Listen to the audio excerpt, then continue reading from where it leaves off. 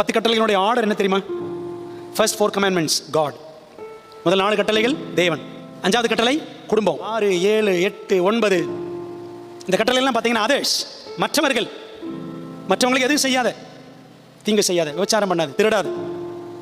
10வது கட்டளை அதுவும் அதில் சேரும், அதர்ஸில் சேரும், இச்சையாது இருப்பாயாக. அந்த 10வது கட்டளையில் கடைசியில் தாங்க திங்ஸ் அப்படின்னு காட் சொல்கிறார். அடுத்தவன் பொருள் எதுக்கும் ஆசைப்படாத. சரிங்களா? 10 கட்டளை பாருங்க, God, family, others and things. அப்போ காட் கொடுக்குற அந்த ஆர்டர் பார்த்தீங்கன்னா திங்ஸ் எப்பவுமே கடைசி தாங்க. பார்த்தீங்களா, இன்னைக்கு உலகம் என்ன செய்யுது? திங்ஸை தூக்கி முதல்ல வச்சிருச்சு, பொருட்களை முதல்ல வச்சுட்டு காடை தூக்கி கடைசியில் வச்சிருச்சு. நாம் எப்படி இருக்கிறோம் யோசித்து பார்ப்போம். We must be like Daniel. He lived a transformed life. தானியேல் தன் இருதயத்தில் தீர்மானம் பண்ணி இருந்தான். So young people, தேவனை மகிமைப்படுத்துகிற ஒரு வாழ்க்கை வாழ்வோம் என்று இருதயத்தில் தீர்மானம் செய்யணும்.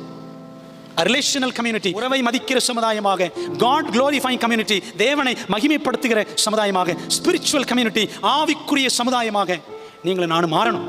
மாறினா தான் நாம் நம்மை சுற்றி இருக்கிற சமுதாயத்தை மாற்ற முடியும்.